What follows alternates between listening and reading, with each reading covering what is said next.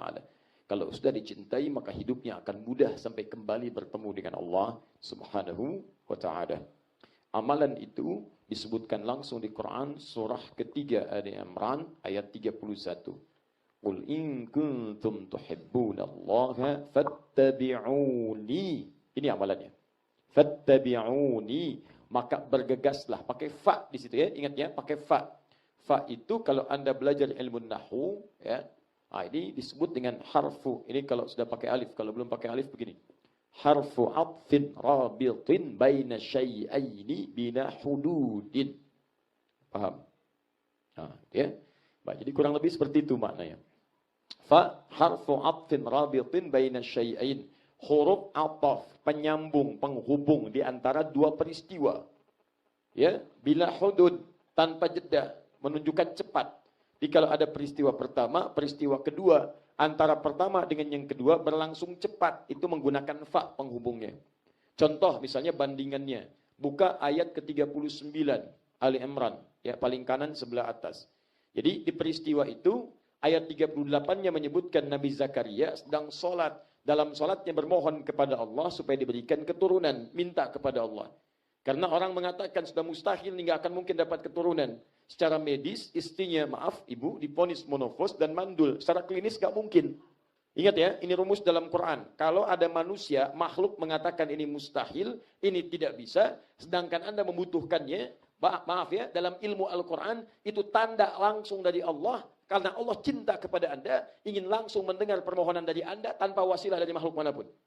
Maka tinggalkan pendapat manusia, langsung bermohon pada Allah subhanahu wa ta'ala. Itu yang dipraktikkan Nabi Zakaria ketika orang mengatakan mustahil, mustahil. Maka beliau tinggalkan orang-orang itu segera menghadap kepada zat yang tidak punya sifat mustahil dalam pengabulannya. Mohon kepada Allah. Nah, saat meminta itu kapan dikabulkan? Antara meminta dengan mengabulkan gak ada jeda.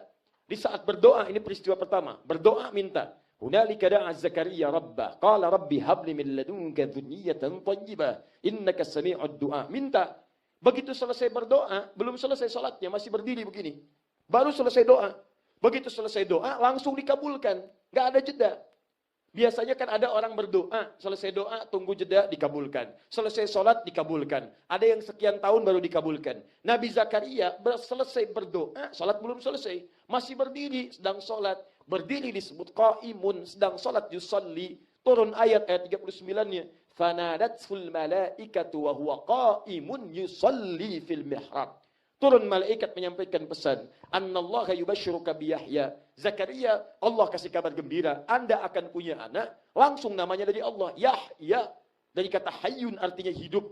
Kata Allah, yang mustahil menurut manusia. Lahir dari rahim seorang perempuan yang divonis monopos dan mandul. Kata Allah, bagi saya nggak ada yang mustahil. Lahir dan hidup dia.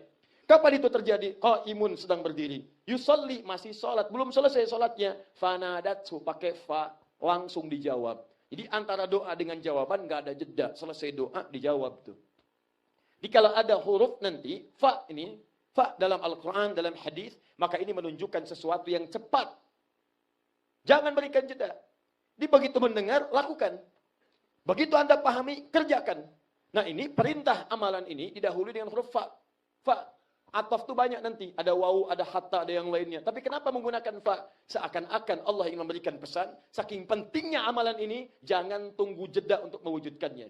Kalau Anda dengar malam ini, praktekkan sekarang juga. Anda paham saat ini, ada amalannya, kerjakan, jangan tunda. Begitu Anda kerjakan segera, maka Allah pun akan segera mengampuni dosa-dosa Anda. Ingat baik-baik ya. Taubat itu sesuatu yang jangan pernah Anda tunda. Karena taubat itu akan berkompetisi dengan kematian. Dosa malam, jangan tunggu besok siang untuk minta ampun. Dosa siang, jangan tunggu malam untuk tobat. Begitu Anda merencanakan tobat di malam sambil tahajud, sore-sore malaikat maut datang. Nah, itu yang jadi masalah. Paham sampai sini? Nah, maka yang pertama, saya ingin sebutkan bahwa kenapa ayat ini kemudian pertama dibuka dengan fa, ingin menunjukkan kerjakan dengan segera. Sesuatu yang diminta dikerjakan dengan segera menunjukkan sesuatu itu sangat penting. Saking pentingnya, apa yang penting? Bukan sekedar amalannya. Yang penting dibalik amalan, amalan ini cuma pembuka, cuma pintu. Begitu pintu dibuka, ada sesuatu yang banyak didapatkan manfaat di dalamnya. Saya tanya begini dah, ya. Kalau antum besok ada pengumuman, orang-orang yang sholat di sini, saf pertama, ini, dapat amplop masing-masing 500.000. Sab pertama, subuhan besok. Contoh, ingat. Ini sab pertama nih, untuk 50 orang saja. Subuh besok misal jam 4:06, misal saja. Begitu pintu dibuka misalnya jam 3, baru dibuka jam 3. Pertanyaan saya, antum berlarian nggak pada sab pertama? Kalau mau lihat yang sesungguhnya bagaimana dahsyatnya orang berlomba, perhatikan, begitu raudhah pertama tertutup, saat dibuka orang bergerombol masuk. Wah, luar biasa. Saya bermohon pada Allah, insya Allah, yang belum pernah umrah atau haji, insya Allah disegerakan oleh Allah Subhanahu Wa Taala. Baik. Dan tidak cukup dengan amin, nabung, siapkan. Antum teriak amin, tapi nggak pernah nabung, susah. Ya.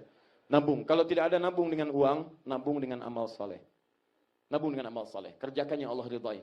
Bacakan ayat-ayat tentang haji, tentang umrah, Al-Baqarah 196 sampai 203. Minta berdoa, mohon pada Allah, kerjakan amal saleh. Ada uang walaupun Rp1.000 infakkan, pergi ke masjid ikut beres-beres bersihkan. Niatkan, ya Allah saya kerjakan ini semua sebagai wasilah. Karena nanti ada ayat dalam Quran surah ke-5 ayat 35, paling kanan sebelah bawah. Diminta oleh Allah, kalau Anda punya hajat yang sulit kemudian bagi sementara orang untuk dikabulkan, maka rumusnya kerjakan amal soleh dengan wasilah amal soleh, berdoa kepada Allah. Maka itu akan berpotensi besar cepat untuk dikabulkan oleh Allah Subhanahu Wa Taala. Ya ayyuhalladzina amanu taqullaha wabtaghu ilaihil wasilah. Hei orang-orang beriman, tingkatkan takwamu kepada Allah dan cari wasilah. Cari wasilah saat kamu berdoa. Di antara wasilah terbaik itu amal soleh. Makanya tersebut dalam Sahih Al-Bukhari, riwayat yang sangat panjang. 3 orang terjebak di sebuah gua. Saat masuk kemudian di luar hujannya deras, menggelinding satu batu besar, menutup pintu guanya. Dengan kekuatan tenaga mereka kemudian ingin keluar, tapi tidak bisa kemudian mereka keluar dari pungkungan batu besar itu. Apa yang dikerjakan? Mereka bertawasul dengan amal solehnya, bermohon kepada Allah. Yang satu ada amalannya, 2 ada amalannya, 3 amalannya. Dari orang yang bos kemudian memberikan gaji penuh kepada pegawai yang tertunda. Dari ada anak yang berbakti pada ibunya, dia tidak pernah menyentuh makanan susu yang diminum sebelum ibunya minum terlebih dahulu. Ada orang yang kemudian bebas dari rentenir sampai membebaskan keponakannya ketika dia akan zinahi itu semua. Dibebaskan semuanya, bermohon kepada Allah. Kalau amal ini baik, ya Allah kabulkan doa kami, bebaskan dari kungkungan batu ini. Didorong kemudian menggelinding batunya. Padahal sebelumnya tidak bisa dilakukan. Lakukan itu. Saya pernah sampaikan ini, terutama dalam manasik akbar. Manasik akbar itu kami setiap tahun sekali suka undang teman-teman yang pengen haji. Dari manapun Anda, siapapun. Yuk silahkan datang, kita belajar tentang fikih haji, praktek langsung bikin miniatur Ka'bah, miniatur sa'i dan sebagainya.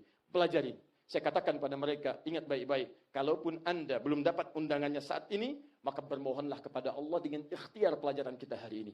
Tiba-tiba seorang bapak datang ke situ. Dia menatap miniatur Ka'bah. Saat orang lain membawa kamera, foto, dokumentasi, ada yang video dan sebagainya, bapak itu tiba-tiba berdiri menangis beliau. Menangis mengalirkan air mata. Sayup-sayup kalimatnya terdengar, ya Allah, saya berdiri di depan Ka'bah miniatur, tapi seakan-akan saya di depan Ka'bah. Ya Allah, kapan saya ke sana? Saya mohon, ya Allah. Saya mohon, berikan kesempatan sebelum wafat supaya saya diberi kesempatan untuk menunaikan ibadah haji. Dia ikuti dengan sungguh-sungguh seakan-akan dia bermanasik dengan sesungguhnya. Belajar. Begitu pulang dari situ, dia jadi imam di musholanya. Dibacakan ayat-ayat haji terus. Al-Baqarah 196 sampai dengan 203. Ya, teman-teman sekalian, wa'atimul hajja wal umrah wal hajju asyhurun ma'lumat terus. Ya, sampai dengan wadhkurullaha fi ayamin ma'dudat. Baca. 3 hari sebelum pendaftaran ditutup, tiba-tiba ada seorang muda datang kepada beliau. Masya Allah. Kisah itu tiba-tiba terputus. Saya tidak bertemu lagi selama 40 hari. Setelah 40 hari taklim dibuka malam Jumat, tiba-tiba orang pertama yang datang kepada saya beliau. Saya tanya, antum kemana aja? Gak kelihatan di majelis ilmu. Afwan Ustadz, kemarin saya haji dulu. Kok bisa? Gini deh, saya buka aja ceramah malam ini. Buka aja, cuman saya pengantar antum yang ceramah malam ini. Begitu disampaikan oleh beliau, Allahu Akbar. Rupanya setelah mengimami sholat itu, datang yang muda tadi mengatakan, Pak, Bapak Imam di sini. Iya. Kok Bapak terus-terusan tadi baca, saya dengarkan dari kemarin, sekarang baca ayat haji. Bapak sudah pernah haji? Belum. Punya paspor? Belum. Sudah, bikin sekarang, secepatnya saya daftarkan langsung ONH plus ikut saya. Mohon. Minta. Ikhtiar. Makanya ketika ada sesuatu yang sangat penting, Quran tidak pernah kemudian meminta untuk menunda. Segerakan. Segerakan tanpa jeda. Ini amalan saking pentingnya pakai segerakan. Kenapa disegerakan? Bukan amalnya. Amal itu cuma pembuka. Di balik amal itu ada hadiah yang sangat mewah. Ada rizki yang berlimpah. Kalau antum pengen mengejar itu seperti orang mengejar Allah, seperti orang mengejar pintu Ka'bah, seperti orang mengejar pintu Babus Salam. Wah, serombongan. Begitu dibuka seakan-akan datang manusia untuk datang melewati itu semua. Bagaimana mendapatinya? Mustahil orang nungguin di pintu itu. Nunggu-nunggu Raudhah dibuka. Nunggu-nunggu mendekat ke Ka'bah. Nunggu-nunggu kemudian bertelekan di Multazam. Mustahil kalau mereka tidak melihat ada yang penting di dalamnya. Makanya cara berpikirnya adalah sebelum mengerjakan amalan, lihat dari amalan itu apa yang didapat. Ada motivasi kita. Dan dengan amalan itu, yang didapatkan oleh kita jadi ukuran keberhasilan amalan kita. Selain motivasi, ukuran keberhasilan. Saya tanya pada Anda, dan kita semua. Saya, Anda, kita. Dari mana taunya sholat kita itu berhasil sampai malam ini? Kita tiap hari sholat. Berapa waktu? Berapa rakaat? Mau sampai kapan? Anak 5 tahun, 5 waktu, 17 rakaat. Antum 25 tahun, 35 tahun, 50 tahun. Sudah 50 tahun masih 5 waktu juga. Anak 5 tahun belum balik, hisab belum ada baginya. 5 waktu, sebelum adzan dah ke masjid. Habis adzan maghrib menghafal Quran. Hafal sampai 30 juz. Tahu kemudian sirah Nabi. Berdoa kepada Allah, ya Allah, berikan kami surga. Berikan ayah ibu saya surga. Berikan mahkota pada bapak ibu saya, ya Allah. Surga Firdaus, hisab belum berlaku untuknya. Antum 50 tahun, cita-cita surga Firdaus, pengennya langsung dengan Nabi, Nabinya Nabi Muhammad bersama dengan semua Nabi. 50 tahun masih mengerjakan 5 waktu juga, 17 rakaat juga. Jangankan menghafal, baca Quran belum punya waktu. Mau sampai kapan? Coba cara berpikirnya diganti. Nah sekarang dari semua yang kita kerjakan, tambah sunnahnya, tambah sunnahnya. Pertanyaan saya, di mana taunya sholat kita itu berhasil? Apakah saat dikerjakan kita merasa sholat kita selesai? Kalla, tidak. Ada ukuran. Dari mana ukurannya? Banyak. Di antaranya buka yang paling populer, Quran surah 29 ayat ke-45. Innas salata tanha 'anil fahsya wal munkar. Sungguh salat yang benar itu kalau benar dikerjakan mencegah dari 2 sumber keburukan. Keburukan cuma 2, nggak ada yang ketiga. Kalau bukan fahsya itu munkar. Fahsya keburukan yang bersumber dari syahwat. Pornografi, porno aksi, LGBT, kata-kata jorok, kotor, itu tuh fahsya. Di mustahil ada orang sholat kata-katanya kotor, jorok, mustahil. Coba silahkan cek. Dari sekian sholat yang ditunaikan, bisa nggak menghasilkan seperti itu? Jadi kalau ada orang nggak sholat kata-katanya kotor, dia nggak sholat. Tapi kalau antum sholat kata-katanya kotor, masih senang mencela, masih jorok kata-katanya, ada yang salah dalam sholatnya. Mungkar keburukan yang diingkari oleh hati. Sumbernya nafsu perut dengan akal. Bohong itu mungkar. Maaf, berselisih itu mungkar, mencela mungkar, merampok mungkar, membunuh mungkar, membegal mungkar, sombong mungkar. Mungkar. Di mustahil ada orang sholat senang berselisih. Ini sholat tiap hari, sholatnya berjamaah, sholat sampingan, pulang sholat saling mencela.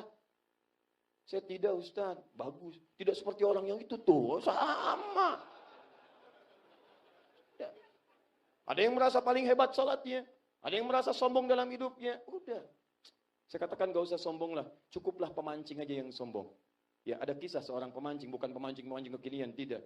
Ada 3 orang sedang mancing, mempraktekkan kesombongan, luar biasa. Yang satu mengatakan, nih umpan saya nih, kalau saya lempar ke situ, begitu dilempar langsung dapat ikan. Yang kedua mengatakan, yang begitu mah belum hebat, saya baru nyiapin umpan, ikannya sudah nongol. Jadi mancing gak? Yang ketiga diem aja. Yang 2 penasaran. Punya kamu umpannya kerja enggak? Saya sih enggak sebagus-bagus kalian umpannya. Cuman kalau saya mau mancing hari Sabtu, hari Jumat ikan datang ke rumah nanya, besok mancing enggak? Kalau cuma urusan-urusan begitu, obrolan-obrolan tukang pancing lebih hebat. Tapi kalau antum yang sholat masih seperti itu, apa yang mau dibanggakan? Jelas? Jadi kembali ke sini teman-teman, kembali supaya cepat.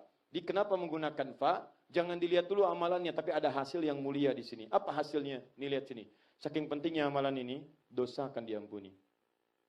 Saya tanya pada Anda, siapa yang tidak punya dosa? Angkat tangan. Yang tidak punya dosa, cepat angkat tangan, saya pulang. Betul, Anda lebih layak untuk mengajar. Yang dosanya sedikit siapa? Agak banyak. Banyak. Tuh saking banyaknya kita nggak bisa ngangkat. Artinya di hati kecil kita sadar kita ini banyak dosa. Tuh, sekarang saya ulangi. Yang pengen masuk surga angkat tangan. Surganya Firdaus angkat tangan. Ya, bersama Nabi. Masya Allah. Ulangi. Yang tidak punya dosa angkat tangan. Ya, sekarang yang pengen masuk surga angkat tangan. Wah, luar biasa. Ulang. Yang dosanya banyak angkat tangan. Baik. Terus kan, yang pengen masuk surga angkat tangan. Nah, inilah manusia paling aneh di muka bumi. Ngaku banyak dosa. Ke surga, surganya Firdaus lagi bersama Nabi. Luar biasa. Nabi Adam pernah berbuat salah, salahnya kecil, cuma nyicipin buah kuldi dilarang, turun keluar dari surga. Ente dosa banyak, pengen masuk. Kan luar biasa. Jadi kalau orang cerdas, betul-betul tahu, saya banyak dosa nih. Surga tidak menerima dosa. Surga yang dirindukan tidak menerima dosa yang dilakukan. Bagaimana cara menghilangkan dosanya? Mesti cerdas, sebelum pulang masuk ke surga, bersihkan dulu dari dosa. Nah makanya kalau Anda lihat misalnya kotor, ibu nyuci nih. Begitu ingin cepat dibersihkan, kan cari deterjen yang paling bagus. Iklannya banyak. Ya, Masya Allah, begitu deterjen ini dijatuhkan, noda langsung hilang. Luar biasa. Baru jatuh, hilang itu. Wah, yang satu lagi, Masya Allah, baru dipesan deterjennya. Baru dipesan deterjen, nodanya hilang. Ya. Ah, bisa nggak tuh? Baru dikerjakan, hilang semua noda. Habis. Ini ada tawaran nih. Duhai yang merindukan surga. Doa yang menuliskan di rumahnya baiti jannati, rumahku surgaku. Rumah masuk surga, orangnya belum. Ya. Coba cek, lihat. Nah ini cepat kerjakan, cepat. Begitu dikerjakan, dosa-dosa dihapuskan. Begitu dihapuskan, yang hebat, apa ciri tadi saya katakan, ciri dosa seorang diampuni itu, maka perangkat tubuhnya tidak tergerak berbuat dosa lagi. Jadi ingat ya, kalau Anda bertobat dari dosa lisan, tapi lisan itu masih berdosa, berarti tobatnya belum diterima oleh Allah. Bertobat dari dosa pandangan, menatap yang kotor. Tobat ya Allah, ampuni saya ya Allah, ampuni. Nangis, pulang dari masjid. Begitu pulang lihat videotron digambar di jalan. Gambarnya seorang perempuan auratnya terbuka. Ya Allah, yang ini terakhir ya Allah. Bisa. Susah. Nggak bisa. Ya, orang-orang yang bertobat diampuni dosanya, maka ciri-ciri diterimanya adalah buka Quran surah keempat ayat 17 sampai 18. 17 yang mengatakan innamat taubatu 'ala Allah. Pakai innama. Di ilmu nahwu innama disebut dengan adatul hasri, huruf pembatas. Makanya saya sarankan yang ngaji. Ngajinya yang betul. Di pesantren jangan cuma dihafal, dipahami. Kalau cuma dihafal, jangankan Anda, beo pun hafal. Ajari beo alfiyah hafal. Ajari sekarang dari mulai jurumiyah. Al-kalamu walaqul murakkab wal mufidu bil wadi wa aqsamu thalathatun ismu wa filun wa harfun amal ismu wa kalimatun dalat ala ma'nan fi nafsi wa lam tuqtaram bi zamanin wad'an. Ajarin beo, besoknya dibicarakan pada Anda. Al-kalamu walaqul murakkab wal mufidu bil wadi wa aqsamu thalathatun beo. Tapi enggak paham apa itu kalam al-kalamu, apa itu kalam al-kalamu, beo. Alfiyah ajarin, hafal dia. Malam ini diajarin, besok diulang. Kalamuna lafdun mufidun kastaqim wasbun wa fi'lun thumma harfunil kalim wahiduhu kalimatun wal qawlu am wa kalimatun biha kalamun qad yu'am bil jarri wat tanwini wan nida wa al wa mustadin liftin tanidun hasal bita fa'alti atat wa ya if'alli wa nunik balanna fi'lun jalli. Kalau cuma dihafal, hafal. Tapi apa itu kalam? Kenapa disebutkan kalamuna lafdun mufidun? Ada kalimat akhwatnya di situ, bukan cuma kalimat lughah. Kalamuna nakal muslimin. Perkataan kita sebagai orang-orang Islam, lafdun mufidun, kalau berkata mesti yang bermanfaat. Bermanfaat. Kalau tidak, istaqim, istiqomah, diam. Katakan yang baik, kalau enggak diam. Itu bait muncul terinspirasi dari hadis Nabi. Man kana yu'minu billahi wal yaumil akhir falyakul khairan aw liyasmut. Jika Anda merasa beriman pada Allah dan hari akhir, katakan yang baik, kalau enggak bisa diam. Yang baik. Katakan yang baik, katakan cinta, katakan indah, katakan yang baik-baik. Kalau enggak bisa diam. Jadi enggak ada katakan putus, katakan ini, katakan itu, enggak ada. Yang baik-baik. Nah jadi kalau baca itu pahami, ambil ilmunya. Innama adatul hasri, huruf pembatas. Pembatas, dibatasi.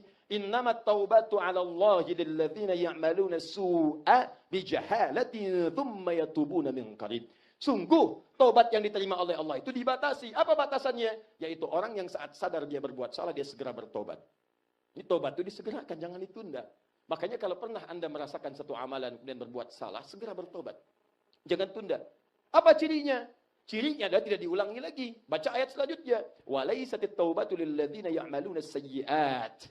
Taubat itu tidak berlaku bagi orang-orang setelah taubat mengulangi dosanya, bahkan lebih banyak. Jadi kalau orang-orang digugurkan dosanya, konsekuensinya akan dijaga oleh Allah tubuhnya dari berbuat maksiat dari ujung kepala sampai dengan kakinya. Anda silakan cek selama ini taubat. Ayah, sebagai seorang ayah berapa kali titipkan? Berapa jumlah anak yang titipan di rumah Anda? Awas hati-hati, jangan-jangan maksiat pada Anda itu, pada anak Anda nakal, susah, bermaksiat banyak. Jangan dulu dimarahi, mungkin saham maksiatnya karena Anda. Coba berapa rezeki yang diberikan pada anak itu sehingga menjadikan dirinya kurang baik dalam kehidupan. Berapa sikap Anda ketika Anda mengajarkan, karena sejak kecil yang dilihat tuh Anda figurnya. Jadi kalau anak berkata-kata yang tidak baik, jangan dulu marahin anak, istighfar dulu. Istighfar. Kalau anak-anak saya pulang dari sekolah punya kata-kata yang baru. Kata-kata itu kurang menyenangkan, misalnya saya diam dulu sebentar, ini saya salah apa nih? Salah apa saya ini? Kalau tidak ditemukan, kita cek di lingkungannya. Lihat, anak itu kan bersih, bagaimana antum mengisinya? Ini gelas nih, luarnya aja akhir TV, dalamnya kosong. Antum mau isi apa aja bisa, mau diisi kopi bisa, teh bisa, air bening bisa, isi. Anak tuh begitu.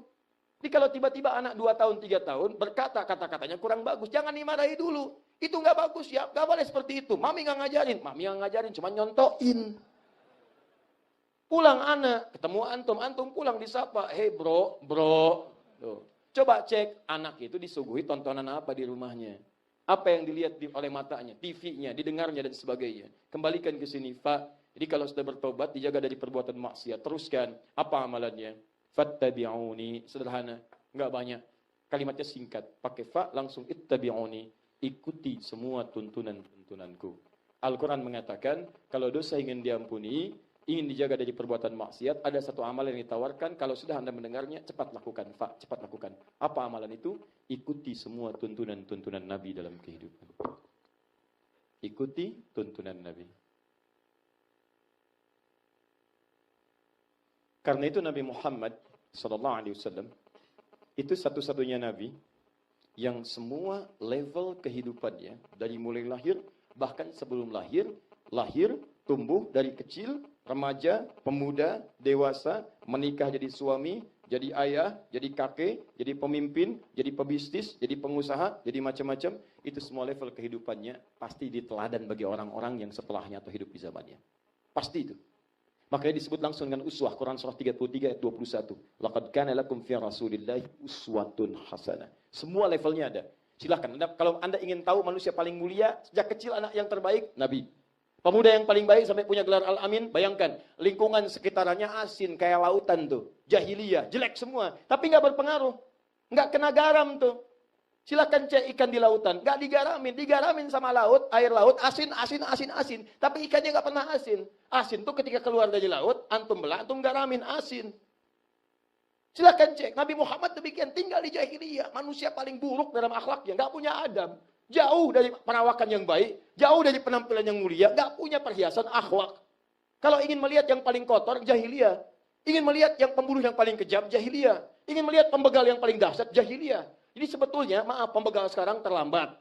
Ya, maaf, pencaci sekarang terlambat. Pembunuh sekarang terlambat. Mabuk sekarang ketinggalan zaman. Udah ada yang mabuk 15 abad yang lalu. Sehari minimal 5 kali, itu paling minimal. Sudah ada yang paling hebat cara membegalnya. Bahkan sekampung pembegal, namanya Gifar.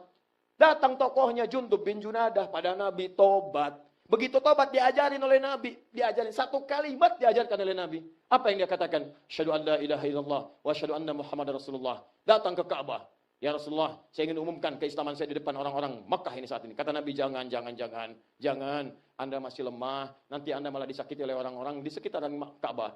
Kata Jundub bin Junadah, ya Rasulullah, saya ini membegal terang-terangan, masa syahadat sembunyi-sembunyi? Tuh, mental. Datang depan Ka'bah, ahli Makkah, asyhadu an la ilaha illallah wa asyhadu anna Muhammadar Rasulullah. Kalian mau apa? Mau mukulin, dipukulin. Jatuh, udah biasa dipukul. Jatuh, pingsan. Wah, itu pulang lagi kepada Nabi. Ya Rasulullah, sudah saya ikrarkan. Jadi dia merasakan, Masya Allah, kenikmatan bersyahadat itu. Walaupun dipukuli, kena cacian, kena ini itu, nggak ada dampak bagi diri. Apa menyerah? Tidak. Ya Rasulullah, berikan saya nasihat. Kata Nabi, pulang kamu ke Gifar.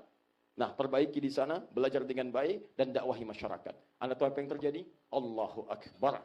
Pada saat itulah saat Islam mulai berkembang luas dan kuat. Kemudian berikrar di Madinah. Kumpul semuanya dengan kekuatan yang sangat luar biasa. Madinah heboh. Dak-dik-duk, suara kaki datang. Banyak orang kemudian berkelimang. Begitu datang ternyata sekampung Gifar, kota begal, masuk Islam semua. Di tangan satu orang, Jundub bin Junadah. Maka diberikan gelar pada saat itu. Dengan gelar yang hebat menunjuk pada daerahnya. Abu Dzar Al-Ghifari. Abu Dzar Al-Ghifari. Banyak hadis diriwayatkan. Hadis ke-18 Al-Imam An-Nawawi dari Jundub bin Junadah. Hadis tentang bangun tidur, baca doa dari Jundub bin Junadah. Jundub bin Junadah, Abu Dzar Al-Ghifari. Jadi kalau sekarang ada pembegal nggak mau tobat, dia ketinggalan zaman. Telat dia. Yang dulu aja tobat, kenapa sekarang antum pertahankan? Habis tuh. Nah, jadi ikuti. Jadi semua siapapun, maaf ya, sekali lagi, saya tidak peduli Anda punya kesalahan apa di masa lalu, karena kita masih manusia. Sepanjang manusia pasti salah, pasti. Nggak ada manusia yang nggak salah. Setiap kita pasti punya kesalahan. Anak pasti salah pada orang tuanya. Orang tua salah dalam kehidupan rumah tangganya. Di kantor pasti pernah bersalah. Di kehidupan masyarakat pernah salah. Karena itu disebut insan. Insan. 65 kali insan disebutkan dalam Al-Quran di 43 surah yang berbeda. Apa kata Ibnu Abbas? Ibnu Manzur dalam kitabnya Lisanul Arab mengatakan, qala Ibnu Abbas radhiyallahu taala anhuma, summiyal insanu insanan minan nisyan li'annahu 'indama uhida ilaihi fanasiya. Insan itu dari kata nisyan. Nisyanun artinya lupa. Nisyan. Sedangkan nisyan itu lupa dari kata nasia. Saya lupa nasitu. Kami lupa nasina. Nisyan dalam Quran disandingkan dengan salah. Akhta, salah. Saya salah, akhta'tu. Kita salah, akhta'na. Buka Al-Baqarah ayat 286. Rabbana la tu'akhidna in nasina au akhta'na. Di setiap kita punya salah. Tapi sebaik-baiknya orang salah, dia mau bertobat. Itulah manusia. Di manusia itu salah, setelah salah tobat. Makanya saat Allah menciptakan Adam, Adam pernah berbuat salah, dicontohkan tobat. Kenapa Adam diizinkan salah? Padahal Adam Nabi, dijaga dari maksiat. Kenapa diizinkan berbuat salah? Untuk memberi contoh kepada anak cucu Adam setelahnya yang bukan Nabi dan Rasul. Dan tidak punya sifat maksum. Kalau salah, begini cara tobatnya. Kalau nggak diajarin pada Adam, kita nggak tahu cara tobat. Makanya ketika Adam diperkenankan salah, bukan karena Adamnya sengaja salah. Tapi diperkenankan oleh Allah untuk memberikan cara saat anak cucunya yang bukan Nabi ingin tobat. Turun kalimat di Al-Baqarah 37 itu. Fatalaqqa Adamu min rabbi kalimatin fataba alaihi. Di manusia itu, bedanya dengan setan adalah, setan itu salah, nggak mau tobat. Manusia itu salah dan mau tobat. Makanya kalau Anda merasa masih manusia, kalau memang salah, Anda manusia. Tapi buktikan kemanusiaan Anda dengan tobat. Kalau nggak mau tobat, itu namanya setan. Tunjukkan bahwa Anda manusia. Pernah salah dulu, pernah, nggak apa-apa. Sekarang perbaiki, tobat jadikan lebih baik. Bukankah ada pembunuh 100 orang tobat jadi baik? Bukankah ada tukang begal tobat jadi baik? Bukankah ada pemabuk tobat jadi baik? Bahkan di antara mereka ada yang masuk surga tanpa hisab. Umar bin Khattab sebelum masuk Islam. Bagaimana mabuknya 5 kali dalam sehari. Bagaimana kasarnya di musuh Nabi setelah masuk Islam. Hasuna islamuhu. Bagus Islamnya. Tobat dia. Tunjukkan bahwa saya manusia. Buktikan. Pulang dari sini mungkin Anda, saya, kita diberi kesempatan hidup sampai malam ini supaya bisa tobat. Tobat. Karena baik tidak akan bersanding dengan buruk. Orang baik rezekinya pasti baik. Orang buruk, rezekinya pasti buruk. Jadi kalau tiap hari mendapatkan keburukan, perlakuan buruk, sikap buruk, tidak ada keberkahan, mungkin banyak salah dikerjakan. Makanya saya ajak nih, ayo elemen bangsa itu tobat. Mungkin keberkahan belum turun di bumi Nusantara ini, di Indonesia ini, barangkali sepenuhnya, bukan karena kurang hebat, ahli hukum banyak, ekonom banyak, yang pintar-pintar hebat. Ya, yang kurang itu, orang kurang dekat dengan Allah Subhanahu wa Ta'ala. Tobat. Jelas? Nah, sekarang, apa amalan tadi? Ikuti Nabi, tuntunan Nabi. Karena itu, ada tuntunan lengkap dalam Al-Quran dan hadis, langsung dari ujung kepala sampai ujung kaki. Bahkan tuntunan ini melekat dalam setiap waktu 24 jam. Dari bangun tidur sampai tidur lagi. Kalau mau dosa diampuni, terjaga dari perbuatan maksiat, ikuti tuntunan ini. Detil sekali kok. Dari bangun, begini caranya. Ini yang dibacakan, ini yang dilakukan. Sampai tidur lagi. Lengkap sudah. Gak ada tawar-menawar. Anda sebagai anak, ada. Maaf sebagai suami, ada. Sebagai pekerja, ada. Bahkan maaf sebagai istri, dari mana Ustaz dapat contohnya? Lihat semua yang melekat dengan Nabi. Kalau Anda perempuan, ingin tahu cara meneladani Nabi, maka lihat perempuan-perempuan di sekitaran Nabi. Karena semua yang pernah bergaul dengan Nabi, otomatis jadi teladan. Saya sering ungkapkan kalimat ini. Kenapa istri Nabi diperkenankan lebih daripada 4 istri?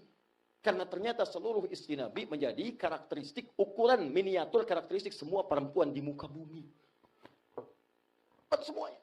Jadi kalau Anda pulang ke rumah itu, cek istrinya itu. Pasti akan ada yang mirip. Dengan Sayyidah Aisyah, Sayyidah Zainab, Sayyidah Saudah binti Zamar radhiyallahu ta'ala anhunna jami'. Ada yang mirip. Bukan wajahnya ya, tapi perilakunya. Kalau wajah jauh lah ya. Jauh. Saya pun gak kebayang, nggak sanggup membayangkan. Dia. Baik, jadi perilakunya pasti mirip. Dari yang mulai, ya dari yang paling perhitungan, sampai yang paling cemburuan pasti ada. Dulu seperti itu sebelum menikah dengan Nabi, tapi setelah menikah bahasanya indah-indah. Dulu rebutan uang belanja, setelah menikah dengan Nabi, bagaimana caranya satu kurma jadi ibadah. Dulu cemburu pada urusan-urusan dunia, setelah menikah dengan Nabi, kalau si fulanah bisa tahajud dengan Nabi, besok saya pun harus tahajud dengan Nabi. Kalau dia mendengar ada ayat turun, saya pun harus tahu ayat yang turun itu. Semuanya diketahui. Gimana caranya seperti itu? Makanya setelah Nabi wafat, semua belajar pada istri-istri Nabi, begitu diketahui caranya, hidup rumah tangganya enak, gembira, nyaman, tenang, Masya Allah. Ada yang berangkat kerja dibisikin oleh istrinya, sayang, aku akan sabar dan anak-anak di rumah. Kalaupun kau pulang tidak membawa uang, kami akan tahan lapar berhari-hari. Tapi kalau engkau bawa yang haram walaupun hanya 1 sen saja, maka kami tidak bisa bersabar dengan neraka yang sangat membakar itu. Dibisikkan di telinganya. Dan itu terjaga di suaminya. Pernah gak menemukan Anda saat berangkat pekerjaan, istri Anda langsung SMS? SMS masuk kemudian, bukan hanya ke handphone, tapi meresap ke dalam jiwa Anda. Sayang, Papa berangkat diiringi dengan cinta dan doa mama dan anak-anak di rumah. Cari yang halal ya Pak ya. Kami ridho walaupun gak makan hari ini, Papa gak sukses gak apa-apa. Kami tidak kuat dengan neraka kalau kita diwafatkan hari ini, Papa membawa yang haram walaupun 1 sen. Masya Allah. Kirim, ping, dibaca. Sentuhannya masuk ke dalam jiwa. Begitu masuk 5 menit kemudian dia tanya lagi, Papa sudah sampai mana sekarang? Anda jawab, ke hatimu. Luar biasa. Itu yang indah. Sentuhlah ia tepat di hatinya, maka ia akan jadi milik untuk selamanya. Catat. Masuk Peko? Masuk. Luar biasa. Nah, sudah. Jadi apa amalannya? Ikuti Nabi. Nah,